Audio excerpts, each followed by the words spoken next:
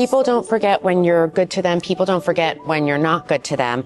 And I remember being early in my career and feeling like I wanted so badly to do such a good job. And I worked so hard. And I really do remember the people that were nice to me when they had no reason to be nice to me, that were good to me and that took time to talk to me and to show me things and to welcome me into different organizations and events when I had nothing really to give back except for the fact that I loved it and I was passionate. And I also really remember the people who weren't. And I think that now, 15 years into owning my company, I try to remember what that was like being new. And I really think it's important to just treat your people good, because I've said it a million times. I do this, but I don't lay carpet. I don't make flowers. I don't set tables. I don't serve food. If one person doesn't show up, then I can't do my best work. I can't deliver the best experience for my clients. And that would be such a travesty and so disappointing. Excellent. Okay. So last night at 1 a.m., this morning, the bride wrote me and she was so happy with her hair and makeup. It was Andrew St. Andrew and Rich the stylist. We were talking about it. She looked perfect. She's like a perfect, flawless, beautiful little human. And now her aunt wants to add on hair and makeup as well for the rest of the weekend. And the team just confirmed that they're going to slide her in and take care of her too. So that's amazing. And that closes the circle on what we were talking about. Really good people taking care of really good people. And at the end, what are we here for? We're here to make the world a more beautiful place, one wedding at a time. So we're excited. Welcome to Kate and Dax's wedding weekend. This is day one of setup, but we actually started last night. Our team got here at 6 in the morning with 2 semi trucks, 4 backup trucks, and lots of other stuff. I started working at 4, and right now I am taking our place cards and matching them to everyone's seat on the table. There's so much to do on a wedding day, so many details, and I really like to be as organized as humanly possible. I feel like the more work you do up front, the better you'll be on the back end. We had a couple of people who unfortunately could not make it, so we reimagined the seating. We printed every single table up so that the team knows exactly how many chairs, how many place settings, who's going where, who has dietary restrictions. And when everyone walks in the room tomorrow night, I just want it to be seamless and flawless and beautiful. And for our team who's working behind the scenes to service them, I just want to make their job easy. I want to make it possible for them to do their best work with as little questions as possible. So escort cards, place cards, menus with their pictures on them because they're gorgeous, and thank you gifts and thank you notes for everybody who is working. So great weekend. Welcome back to Fontainebleau. Now, the last time we were here, we were doing all black, white, glamour, moody, and I love my bride, Kate. But when she called me, one of the first things she said was, I've seen your black and white weddings. They're so beautiful, but I really want to do something different to stand out against the other brides. And so we have leaned heavily in to color, and not just any color, but red. Now, this guy gets camera shy. Hi, how are you? But for me, he's going to do it. Flowers by Edgar. Edgar himself. What was the first thought when I said, hey, we're going to do all red? Red? So, I've kind of built so much of my career and my portfolio on black and white. And then I did that incredible emerald green City of Oz wedding. But I have wanted to do a saturated red. And so many of our conversations were red is one of those things that you have to be really careful with, because it could be cherry red, it could be orange, and we wanted to do a really true red. So was this a stretch for you? Was it crazy? Was it fun? How did we do? It was really fun. It was fun. It was fun. It was fun. It was fun. And you cannot wait to see until the end. It's going to look so beautiful. We have different shades of red.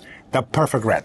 We've got lots of shades of red. And one of the things that we talked about is right here, when you look at this, and I'm obviously not seeing it in camera, this is a true red, but because of the velvet, and the texture, there's tonality, there's deeper reds, there's brighter reds, there's shades. And right now you're looking at it in full light. When the lighting goes down, this is going to be really extraordinary and very deep, very romantic, very sexy. Let's take you on a walk, though. You know what? You read my mind. I was going to say, you know what I'm doing. Okay, so come on. And you can peek in there really quickly. You can see the red carpeting because that's going to be the baseline for everything that we are doing. But one of the things that's really exciting is you know how much I love AI. I love seeing what other people are building with AI. I love designing with AI. And I had seen something online and it looked like this smoke billowing up. And I thought, what if we turned the smoke into flames? These really beautiful, she and Dax have this great love story and they really do feel so connected and like twin flames. So we are building 16, 18-foot structures that are in the shape of these smoking flames, and we are going to light them from the inside. I think Sam and his team did, 6 or 7 different renderings, practice models. They built it, they rebuilt it. Come and look at this.